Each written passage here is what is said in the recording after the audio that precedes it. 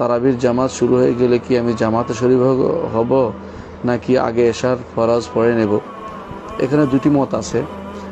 আবু হানিফা রহমতুল্লাহর মত হচ্ছে আগে এশার ফরজ পড়ে নিয়ে তারপর আপনি জামাতে শরীক হবেন, কারণ তিনি মনে করেন যে নফল সালাত যারা পড়ে তাদের পিছনে ফরজ সালাত পড়া যায় না।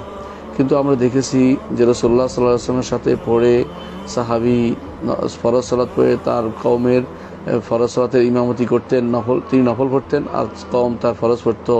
সেই হিসাবে আমরা দেখতে পাচ্ছি যে এটা জায়েজ আছে যে তারাবি সালাত যিনি পড়ছেন তিনি নফল সালাত আদায়কারী হলেও পিছনে যদি ভিন্ন নিয়তে ফরজ সালাতের নিয়ত করে কেউ যদি 2 রাকাত এশার ফরজ আদায় করার পরে বাকি 2 রাকাত নিজে আদায় করে নেন, এইভাবে পড়তে পারেন, তাহলে সেটা তার জামাতের সওয়াব হবে এবং তিনি আসার পরে তিনি সুন্নতের নফলের সওয়াব হয়ে যাবে।